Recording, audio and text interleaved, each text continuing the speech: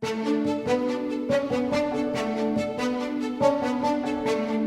super excited to introduce Innovative Orchestrator, the first AI super agent for omnichannel advertising. We're bringing humans and AI agents together so that marketers can conduct a symphony across channels to reach their most valuable customers. AI is not a matter of if, it's a matter of how and when, and we will help you solve that.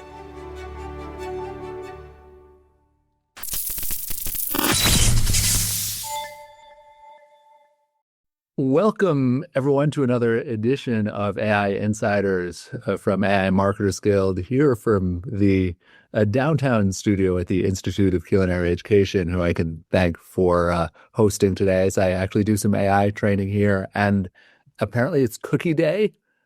So if you've never had a sesame seed cookie from a culinary school trained chef, I highly recommend that.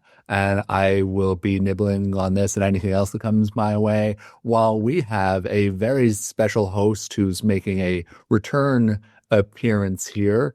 We've got Carolyn from IAB, who's just one of my favorite folks who's not just thinking a lot about AI, but putting it into practice within the advertising community.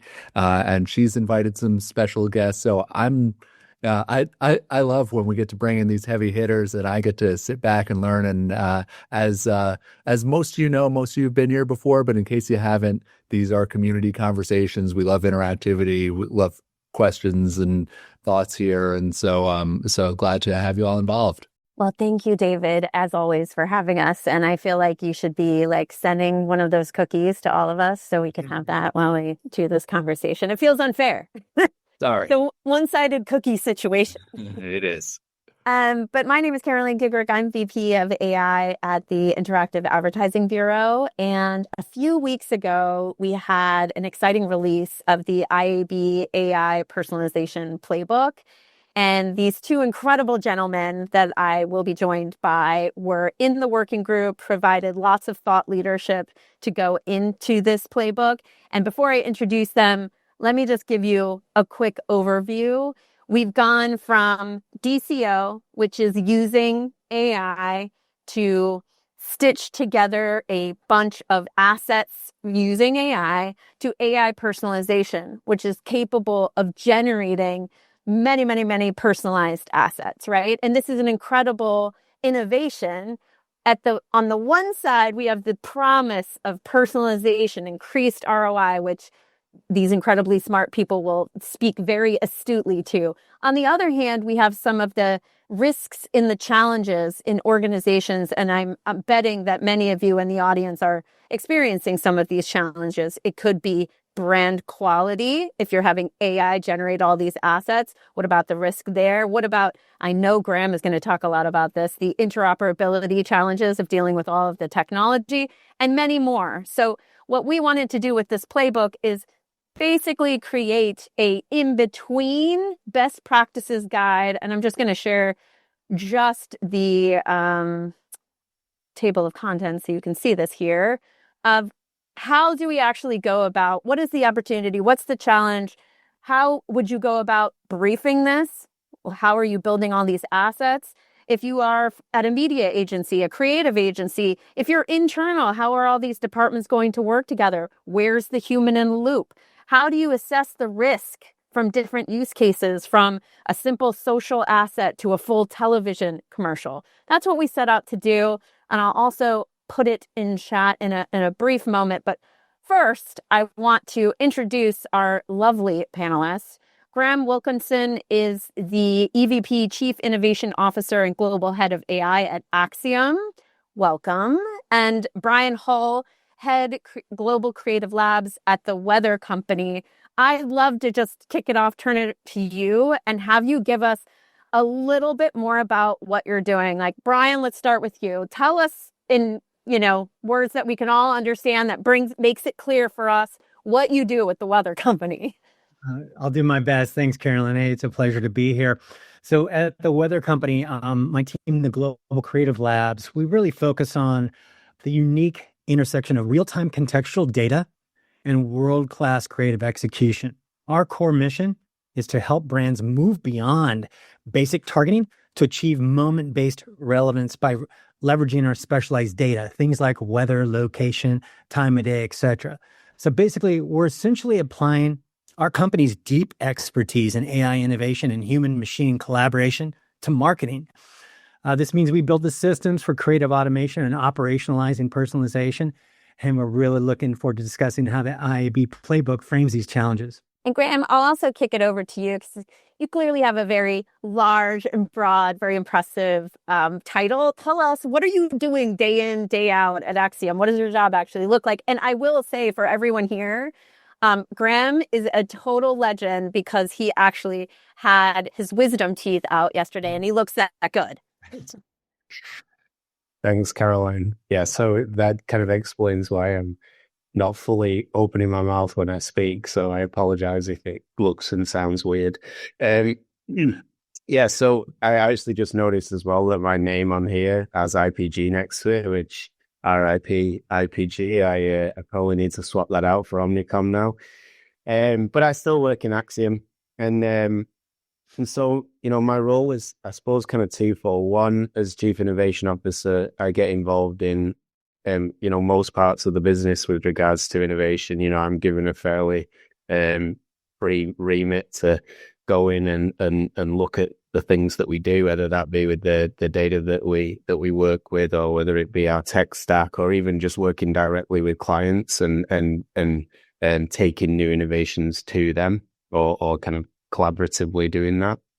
And then from an AI perspective, I've been responsible for AI across all of IPG media brands. So for about, just under 30,000 people for the last 3 years. And that means I'm the throat to choke for AI for everywhere around the world. As you can imagine, that means lots of questions every single day, multiple client meetings. I will talk with CEOs, CMOs about their ambitions, their challenges with AI. I'll do workshops, presentations, demonstrations, build blueprints, roadmaps, all these kind of things. So it's basically everything you can possibly think of. And I also run R&D teams, so that means that I'm managing development teams at the same time. I think that's a good thing. It means that I'm directly connected into our clients, and I can take their needs and their challenges and work with my R&D teams to try and solve them. Incredible. And before I'm going to stay with you, Graham, I will say for anyone that has a question as we're going along, feel free to just pop it in the chat and we'll sort of address it as we go along. I know David kind of encourages this in all of these conversations, but don't be shy. We'll kind of get to it along the way. Graham, I just want to stick with you to start. You're making the case for AI personalization with CMOs and CFOs. What is the actual revenue story here? Like, what are we looking at in actual ROI upside? Yeah, I mean, it's kind of, so I think the first thing is it's a step back from that, right? I think most people come with the efficiency ask, right? They want to know, how can I drive efficiency, or how is my agency going to be more efficient? I think that, I certainly try to steer people down the road of, this is a two-part equation, right? There's efficiency and effectiveness. One of them drives revenue, one of them drives margin. And I think that you have to be very careful of how you balance that. I think efficiency is a short-term play, and we have to be very careful not to, discard talent and people, and also recognize, part of the problem is all the hype around AI. It doesn't really make it very clear to the general public that we're talking about models that essentially are building semantic, work off semantic relationships between words. They're, even if they're multimodal, they still operate in singular modalities at a given moment in time. And that isn't intelligence. That's not human intelligence. And so we have to be very careful. Like, we can imitate that. You can make a mechanical robot and dress it up like a human being and say it's a human being, but it's not. And so coming back to what I was saying, when you go down that efficiency road and you are putting all your eggs in the basket of a machine that actually can't do the job of a human being, it's a risky path to go down, right? So then you get into the effectiveness play, which is really where I think, you get the multiplying effect and you get ROI. So, I think typically I would see anything from a 20 to 40% increase in performance. And it obviously depends how you measure ROI and how you measure performance and all these key metrics. And I mean, certain instances you get, we've run tests where we'll get 110% uplift of an asset that was AI augmented in its creation versus something that was kind of created in a standard way. When you say uplift, Greg, uplift in what KPI? It depends. I mean, that particular metric comes from uplift in eyeballs. Mm-hmm. So an ad for a major sports league and their Christmas games, so that's essentially measuring eyeballs across kind of connected TV. Yeah.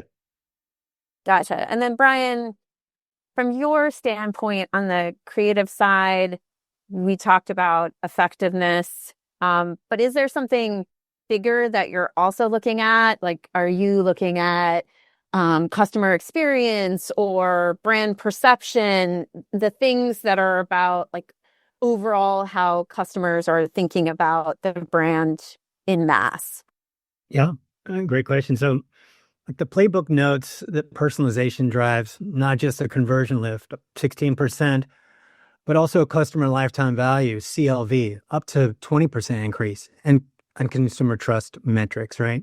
So trust fuels more data sharing, which in turn fuels better personalization, creating a self-reinforcing cycle. So my direct answer is it's definitely both. But the something bigger, Caroline, is crucial. While performance lift, meaningful lift, and conversion and engagement is the immediate ROI, the true long-term value lies in brand perception and customer experience. Like, for example, our data shows that when we deliver timely, relevant, contextually relevant, creative, we're not just making a sale, we're building loyalty. And also from a corporate standpoint, we view this as a natural evolution. We've been doing this for decades. And AI is simply the natural progression of our product story and increased relevance to our fans, our brands, and our advertisers. That makes a lot of sense. I'm going to stay with you also because we're talking about the benefits, but I think we would be remiss to not also talk about some of the challenges. I think in talking to you several times about the weather company, you have these unique advantages because you have all this contextual data. Talk about data. You've got weather, location, time of day. It's all super impressive and can add a really interesting layer of personalization. When you're thinking about scaling all of this personalization, what's the biggest operational bottleneck you're hitting? Is it production? Is it QA? Is it measurement? Is it something I haven't mentioned entirely? Yeah, it's a rabbit hole, but the challenge is the operational infrastructure. The cross-functional integration is probably the biggest situation, and the governance frameworks or the lack thereof, like linear human-only workflows for QA, for instance, simply cannot handle thousands of AI-generated variants. And I'll talk about this a little bit later in the session about how we address it with a VSM, a value stream mapping exercise, later in the session. Do you want to talk about? I mean, you gave a cliffhanger. You want to give a little bit more? Yeah. Well, it's I think it all just again it comes down to breaking apart the fragmentation and getting cross-functional integration, and like I said, governance frameworks. But that's a lot of effort and it's a lot of work. You can only go so far if only one department or discipline within your organization is really AI ready, right? They can only do so much. You need to be able to do a baton handoff. Hey, you need to be able to pick up the baton. I use this analogy a lot of a relay race. When it comes to organizational efficiencies and creating frameworks like this, you really do need to collectively come together from every single department and discipline, from brief to benchmarking. Map out what are those steps And especially with something it's good to do anyway, annually, no matter what. Take AI out of the picture. It's something it's good hygiene, operational hygiene to do, but especially now with the advent of the need to create architectural frameworks and like workflows that incorporate AI. So getting every single department and discipline together to, again, map out from briefing to benchmarking. What does it take? What are those steps? How long does each step take? What's the time between each step? 99% of the time when we do these exercises, and we do them about twice a year, we find bottlenecks, we find opportunities for operational efficiencies and in our ability to streamline. And to say this and to speak the same language, did you mean tomato or did you mean tomato? These little things make such a huge critical difference when you're working with data-driven processes like this. So the value stream mapping exercise is one really key critical way that we're approaching to solve that challenge of operational infrastructure and gain that cross-functional integration together. I'm going to ask a question from Derek, and this is for you both, Graham and Brian. So whoever wants to pop in on this, I love this question. Is AI used to check whether AI created content is on brand? Yeah, absolutely. I think, it is, but it still comes back to the fundamental question, which is talked about extensively in the playbook, which is, does any given brand understand what its brand is and means? Like, can you clearly articulate? Can you codify it? Over the last 3 years, I don't think I've met any two brands that articulate or structure the articulation of their brand in the same way. Some go, oh, that guy knows our brand. He writes everything. Like, he is our brand. Some go, yeah, we got loads of content, and there's duplicative documents that have slight variation in them. There's just so much difference in it. And so the real question is, yes, you can get AI to do most things, but this comes back to the fundamentals of like machine learning, really. If you can't explain a process in clear instructions and language, then you can't expect a machine to do it. And the exacerbating problem with generative AI, that used to be a make or break with the machine learning process, right? If there was a void in the process, the machine can't jump across the void. But with generative AI, it will jump across it because it will just make its own bridge. And that's more dangerous. Yes. And so I think, yes, it is. We have a system where, I suppose you think about two systems, right? And you've got to be careful that you're not having the same AI mark its own homework, right? So you want AI that's trained on the brand to create content, and then you want AI that's trained on the brand to check the content. And it shouldn't be the same. And why? Say why. Well, I mean, first of all, there's a fundamental step that most people miss, and it's really simple. You don't have to be a developer to do this. Most people don't actually ask the model what it knows about their brand first. They just start telling it things. And so if you don't ask it what it knows about you, you don't know what you have to correct.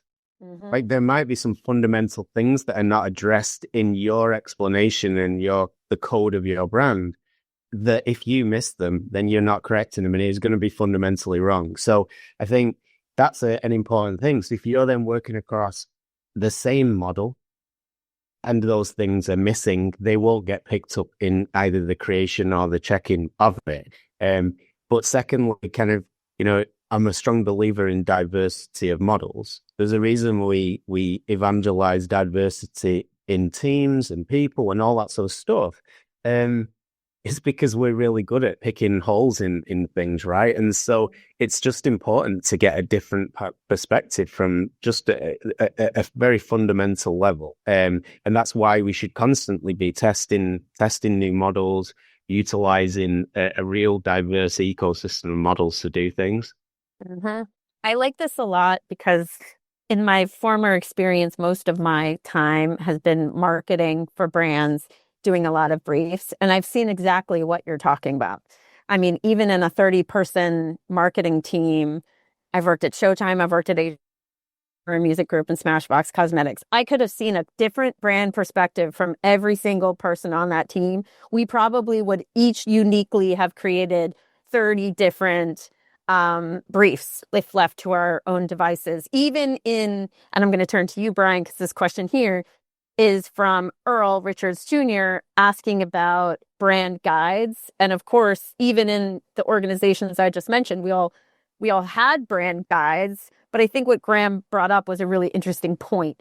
If you're not really clear on what the brand is, what the brand isn't, AI is going to exacerbate that and it's going to turn into disaster. So what are your thoughts on brand guides, getting clear, and this conversation that we're having here? Yeah, I mean, Graham really nailed it. It's a core finding, too, that organizations often discover their brand guidelines are inconsistent or they have gaps and contradictions when they try to teach AI systems to follow them systematically. Auditing your current processes before automating. I'm going to make that in audit before automating. There's got to be a song title there.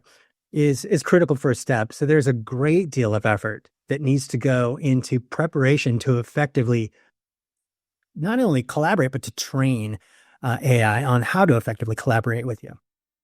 I also, can I just build on this, Caroline, because this is one of the things that I think is so fundamental to the AI transformation that's occurring in our industry is what this begs the question of is, are brand guidelines even fit for purpose for the future of personalization? Because in the past and the current, we serve things in a very kind of static manner. And what I mean by that is an artifact exists at a moment in time. This is an asset. We will serve this asset.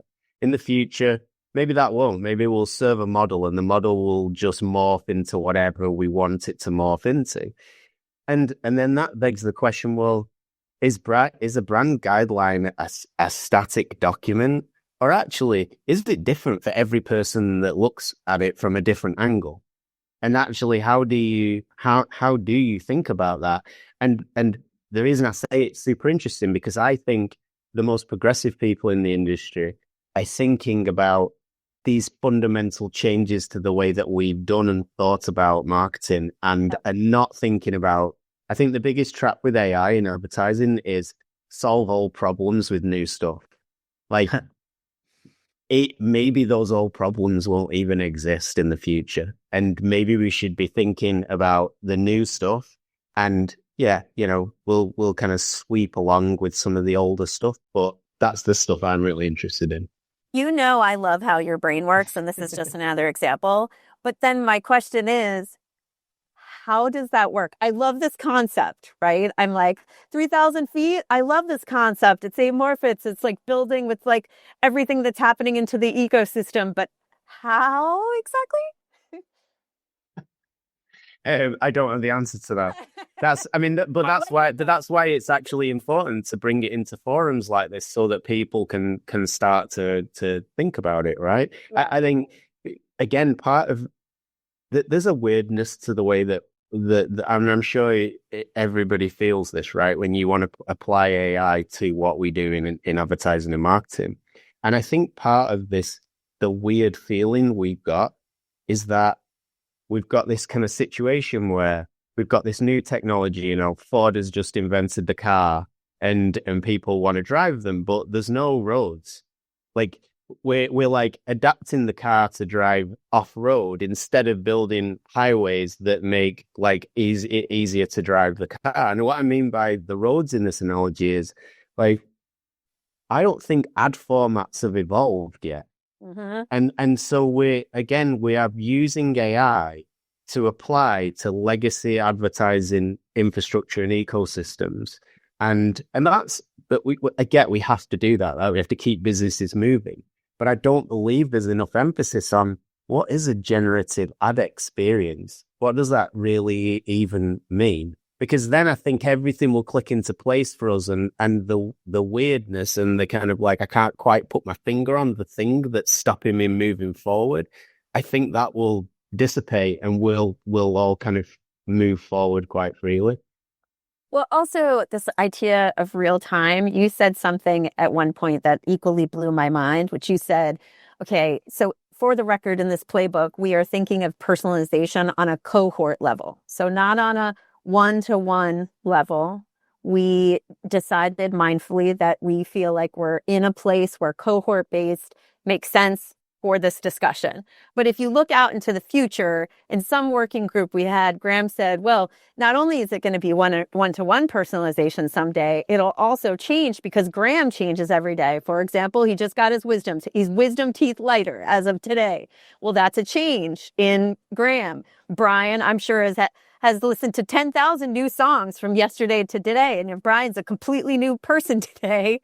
But I'm joking, but you see what we're saying here. People grow and change, and the personalization can do the same, and that is enlightening. I Brian, want to move to you on this idea of targeting. Earl Richards Jr. also asked a question: what's the relationship for our audience targeting for your brand's audience and personalization with so many variables? I mean, obviously, what I just said is the gram level future of like thousands of variables, but in today we've got demo, location, context, day parting, life stages, etc. Brian, what are your thoughts on this? I mean, yeah, that was a perfect setup. I mean, those variables and the variables, like all those that are all mentioned, demo, location, context, day parting, life stages, looking at, again, the more information you have about somebody, the more relevant contextually your message, your product, service, or experience is going to be. When it comes to, and we're starting to capture more and more information on our consumer product experiences so that we can give more.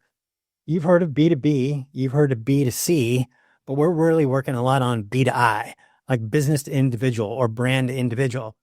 And as the weather brand, the variables for weather, you would not believe how like you set it up perfectly, Caroline. Like every single day, the temperature is different, and you're going to feel different in the morning versus the afternoon versus the evening. And it's not just about block and tackle scenarios or situations where I say this a lot, where people make assumptions about day parting or weather targeting, like, oh, it's hot, show a pair of Wayfarer sunglasses, or it's cold, show a North Face jacket in a contextually relevant environment. What we like to do is take it completely and entirely forensic nature to another level of scenarios like if wind speed is X and dew point is Y and cloud coverage is Z, we're going to show you this product instead of that product because we have empirical evidence and data that human behavior is affected differently based upon those combination of weather patterns. It gets quite forensic and quite deep. So it's a really fascinating place to play in with that. On the combination of everything else you get in terms of behavior and personalized information, to tie that into a weather story, because weather affects every single thing you do, what you eat, what you wear, what kind of car you drive, where you go on vacation. And give you a good example of like, how can weather affect an individual on an individual basis? Because a lot of us feel the same way. If we live in the same zip code and we get up, I mean, there are obviously variable differences on our individual makeup. But let's say I'm an allergy sufferer and I happen to let the Weather Channel app know that I'm allergic to, dog or ragweed pollen.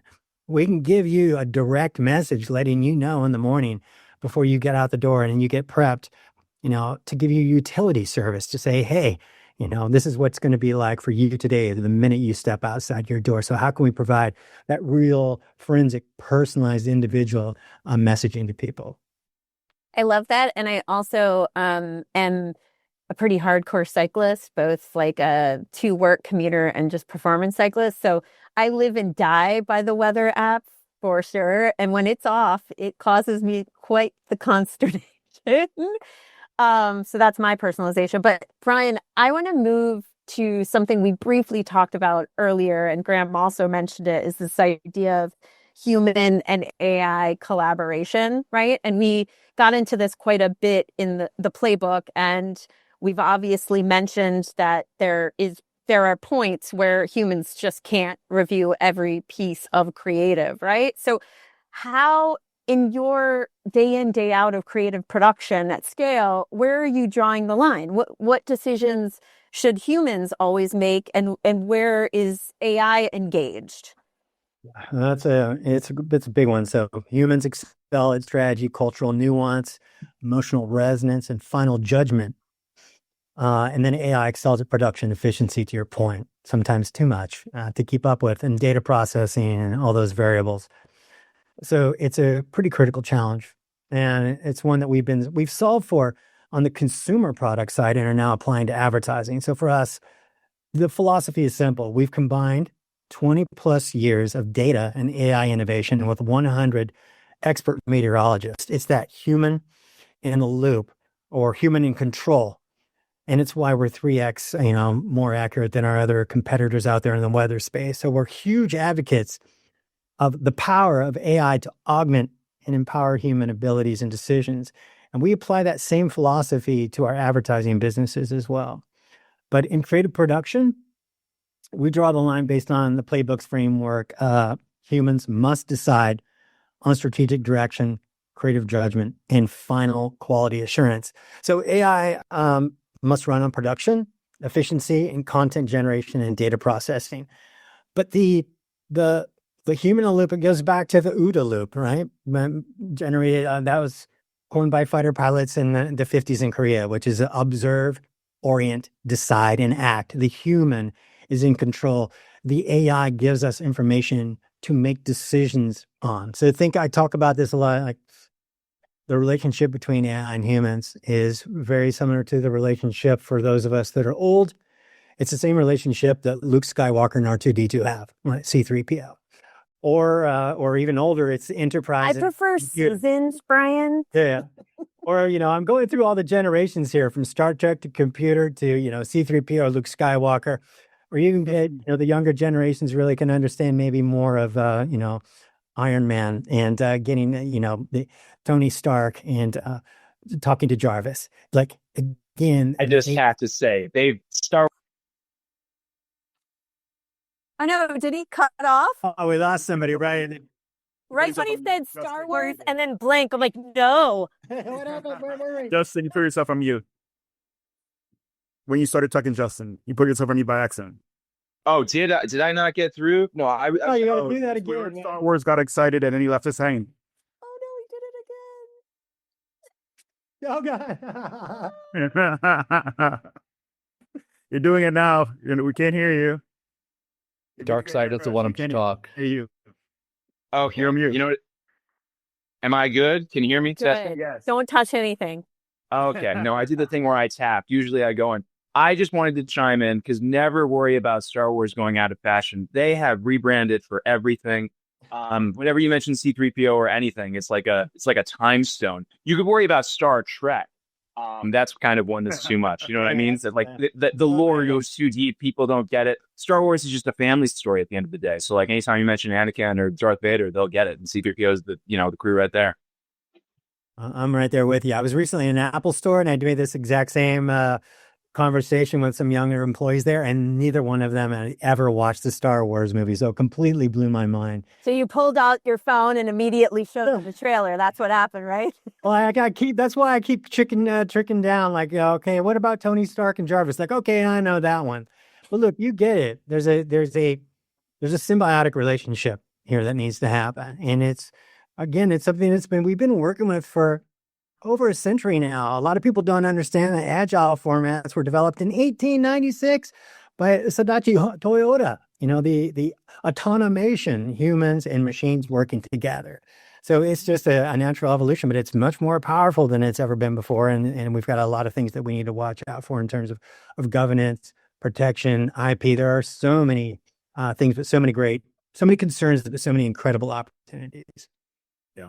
Well, and Graham, on your end, are you thinking about this human in the loop story differently, whether it's, say, a social asset versus something that could be considered bigger, like a television commercial or something of that nature? Like, are you thinking about how AI is engaged differently versus based on the breadth of the asset, I guess I would say?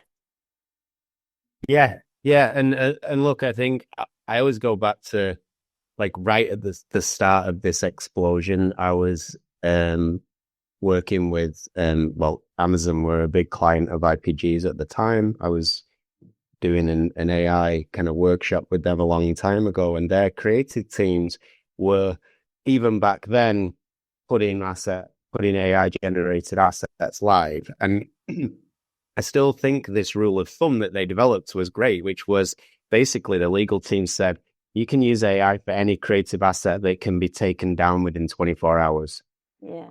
And I was like, okay, that can be, if a big brand like Amazon can do that, that's a solid way of thinking about it. And it fits with, the way that we talk about it in the playbook, which is, when assets are, say, low risk, say a social post, maybe even, one of the other things that we don't necessarily reference in the playbook, but is kind of inferred, is if you're playing around with features and components of an asset, and that could be it could be a text ad in Google, or it could be a text ad on a Meta platform, right? If the platform itself has ways to catch errors and violations, then the risk associated with your use of AI actually is kind of mitigated, because the system won't even publish your ad if you're violating something, right? So there's that kind of compounding effect that is beneficial to you, where in these lower stake assets, and using them on a platform that has its own checks and balances, you're gonna be safer in that respect. But then as you move up the tiers, as we described them in the playbook, eventually you get to these higher risk scenarios that could be associated with the asset itself. So it could be like a product description, which is obviously fundamental to the thing that you're selling, but it could equally be in a regulated industry. I do a lot. Acxiom has a ton of clients that are banks and insurance companies, and has done for decades. And they're generally risk averse. But one thing I would say actually is everybody's risk averse with AI.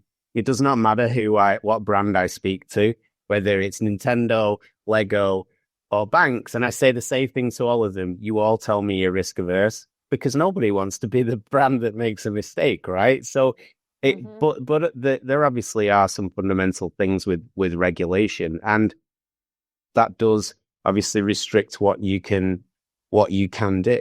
And so I think there has to be humans involved in that component of it, and you have to be realistic, therefore, about where you can really take scale with personalization with that. And also even going back to what you said about what I said before, Caroline, around, building assets for individuals,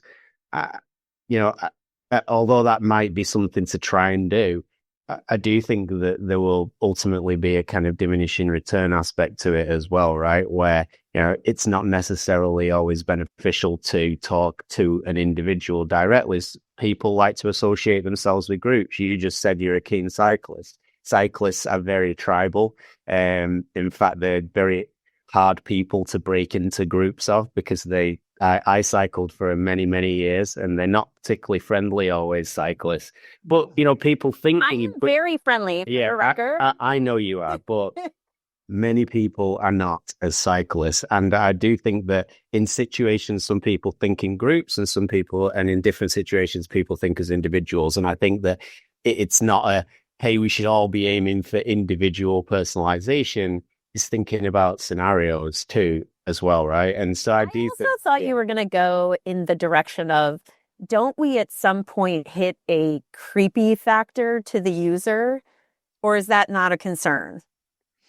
I mean, I think it's, with change, there's always this kind of pushback on stuff, right? At the end of the day, human beings, we want both sides of everything, right? We want to go, I want control of my data and privacy, but I also want to go on somewhere and I don't want to get an ad that's super generic. Yeah. And you've got to get somewhere into the middle, and people have to be taken on a journey, and bad actors will always make that more difficult, and it'll make it difficult for good actors. So I think that you got an ad today that was like, Hey, Graham, do you want these soft foods? Because I know you got some pain in the mouth going on right now. I mean, that would be terrible marketing copy. This is not how I write. But would that be cool? Yeah, I mean, I was literally going to ask Gemini before I came on this call, what would be something tasty for me to like actually drink rather than like I think that sort of stuff is very, very important. But it's tough to get to that point because you have to know something deeply personal about somebody, and there has to be a level of comfort about how that type of data and information is dealt with. Well, and I'm going to open up a question in the chat, and this is for either one of you. Derek asks, what are the tools, platforms for marketers, agencies to use? Here's the brief. Here's what we want to communicate to whom. Now turn that into personalized content. I mean, I don't believe there is one platform for that, right? And that's a big part of the problem. And as you said, I talk about it a lot. It's this idea that we as an industry and certain individuals have made entire careers out of the fragmentation aspect of our industry. We have departments that are dedicated to, do you want to implement a new CDP, or let's instantiate a DAM for you. And it all happens is you just get all these different licenses and softwares, and now you want to, the part of the promise versus reality with AI is end-to-end automation. And now you start to look at that, you go, well, I've got 5 different platforms that run 5 very important aspects of my marketing flow, but they don't talk to each other. And actually, if I want them to talk to each other, I'm going to have to do all the hard work to make that happen, because it's not in the interests of those platforms to make that happen, right? So I do think that is really, really tough, and I don't think that there's any one solution. Now, can I ask you a quick question before you move on? Because I thought a lot about this, because we actually had someone from Adobe in our working group, right? So, isn't it in the best interest of everyone, and I mean those platforms included, to lessen those challenges on, let's call it end client, you in this case, to increase usage of all of the platform? Isn't it like all boats shall rise if this is easier for everyone? Yeah, I mean, it may be in certain instances, right? And again, I think you've got to be very careful. Google and Amazon, they want to sell you data storage and processing, right? They're giving you AI and they're letting you pay for it, but really what they want is for your entire stack to live inside there, and that's okay. But also, coming back to the diversity of models challenge, if you are wedded to a certain platform that, say, only offers a certain family of models or limited set of family of models, you are not being as progressive as you could be when it comes to utilizing AI. I think that, there's a fundamental kind of clash in this whole idea of platforms and AI, and it's because in order to offer, if we're really going to let AI do jobs that human beings have previously done, and we want it to perform at this optimal level, it can't be restricted to like thinking inside these bubbles, because that's the mistake we've made for the existence of humanity. And that is part of the promise of what AI does, is it breaks silos down, right? And so I don't think tech has quite figured out yet what is really in its interest to do. Like, is it in its interest to be proprietary and make the walls around their gardens even higher? Or is it to actually maybe like lower those walls a little bit and create a more fluid ecosystem? I don't have a good answer for you, other than I'm not entirely sure it is in the interest of them to do it yet, because right now everybody's trying to make a play for your consumption of AI, and that isn't in the best interests of the output of from AI. Yeah, I hear you. I also wanted to pick up on the silos piece and breaking those silos down, because we also spoke about the cross-functional issues that exist. You've got internal organizations and an orchestration that has to go on between creative and ops and legal and data, right? And then you've got let's say the brand, the creative agency, the media agency. So, and this is a question for either one of or both of you. Like, what's the proper orchestration of all of that? Talk about silos. I've talked a lot. I'll let Brian answer it. Yeah, it's a good one. So look, the fragmented nature, you just touched upon it, of the agency roles is the big unspoken challenge, Caroline. And that tension is resolved by actively building bridges that we talked about earlier, requiring both agencies to use the same creative IDs and metadata and aligning dashboards so performance insights flow both ways. So the thing that nobody wants to talk about is the fragmented nature of those roles.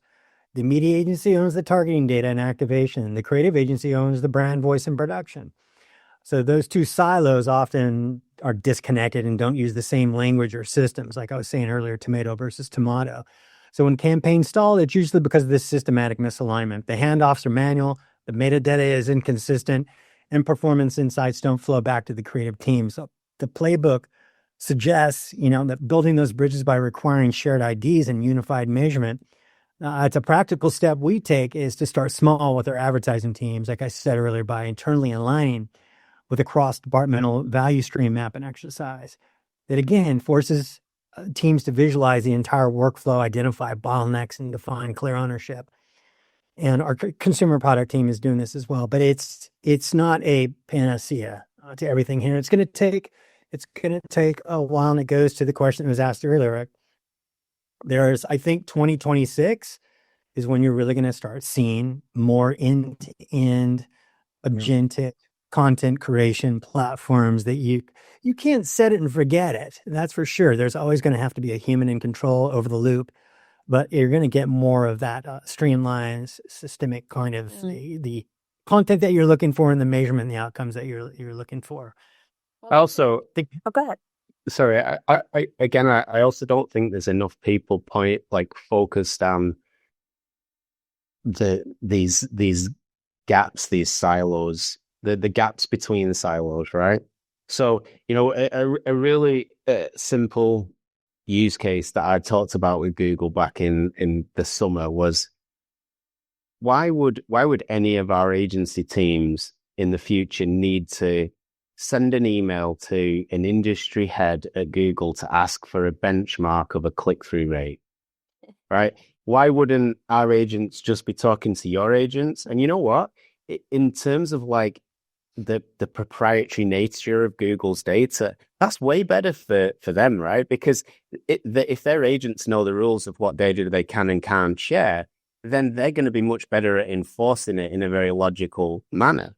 And so actually, that's a great example of a silo where you can start to open that aperture up, and create a bridge across the two things. Even when you think about walled gardens, I did actually say, why doesn't Sundar and Zuckerberg have their own agents that are just talking to each other and sharing the secrets they're willing to share? Because actually that would be beneficial to both organizations, and you're then in control of the secrets that the things you are willing and not willing to share too. Right now, when you leave that in the realm of human beings, we have all this other stuff that we carry with us, like ego and pride and fiefdom building and all this sort of stuff. You leave it to machines where you can give them rules and boundaries, then actually there would be much more free-flowing information across these walled gardens. So I think there's an opportunity to build kind of much stronger communication and flows of information across these silos. But that's not what people are thinking about right now. People are just thinking about, how can I do things faster? How can I save money? How can I reduce jobs? All that sort of stuff. Well, and I think what you're also talking about is this overall transformation in the industry that needs to go on. And you're right, people are, thinking about the faster, cheaper aspect, but to truly optimize the faster, faster and cheaper, you need to transform the entire organization, not just who the players are, but how they all operate together. As you were talking about the whole Sundar and Zuckerberg situation, it made me instantly think of how long it took me to guardrail in Sora on what my Cameo was being allowed to do. And I can't even imagine the level of security necessary to have two agents of that caliber discussing potential IP with each other. Like my brain literally blew up as you were talking because it sounds so enticing, but I don't know who's a lawyer in here, if there are even lawyers in here. But I immediately felt like I'm not even a lawyer, and I felt proud. But I like that a lot because I think you're exactly right that the silos around these things are ridiculous. And sometimes it's not even an intended silo. Sometimes it's just that we as humans are moving so fast, we forget to communicate the important details. Sometimes it's literally just that.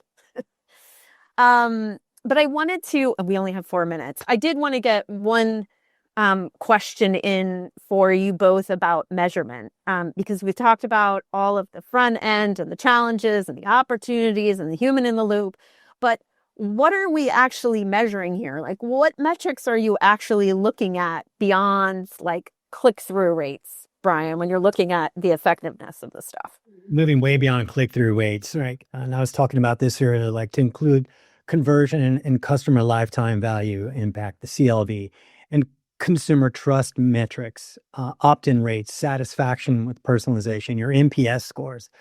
They should also use a creative element analysis to decompose winning assets and isolate which specific elements are driving, engagement, conversion, lift. And we need to look at it on a very kind of granular level, right? And we're so used to kind of spray and pray and some slight modifications with programmatic machine learning, but we're going to be able to really take it to an entirely new level to understand what combination of assets, let's take for advertising, headline, background, call to action. What combination of those assets, let's say you have 100 each and you can, come together with thousands of variables. What combination of those visual assets are actually working for specific individuals or audiences, not only at a national level, which is what we're so used to, but getting down into national, regional, local, and then hyper local, and then again down to the B to I, to the individual level. So that's what we're looking at right now, taking it as far as we possibly can while also addressing things like personally identifiable information. Everybody's so concerned about the IP of assets going up into the AI, but we also have to think very, very seriously about the information or personally identifiable information also going up into training open AI models, et cetera. For sure. I'm going to ask you 2 last questions, and I want you to tell me if it's myth or reality, okay? First, you need perfect data hygiene before you can start personalization. Myth or reality? Myth. Best practice is a hybrid approach. You're using deterministic data to anchor strategy while probabilistic models expand reach. So don't let the pursuit of perfect stop you from starting. Well done, Graham. Yeah, I myth. I mean, nobody has perfect data hygiene. I've not met the business that has that. So if that was the case, then none of us would be doing anything. So true. Okay. Second, human in the loop is necessary for personalization. That's a spicy one. Myth or reality? Yeah, reality. Humans define strategy and judgment. AI handles scale. Human oversight remains essential for brand safety and accountability. Graham. Yeah, I think myth in some instances, reality in others, and I think this comes down to that kind of risk approach, right? I think that I think Earl kind of wrote this in there. I think sometimes in our natural instincts to protect ourselves, we make ourselves way more important than we are. And it's just a natural tendency. And so I do think that there are aspects that we have to be prepared that, maybe we need to kind of shorten the leash and let some things happen. Otherwise, you run the risk of never being able to move at the speed of AI. And therefore, you'll never realize the benefit of it, because all you're going to do is do something fast and then stop for a long period of time while the human does the looping part of it.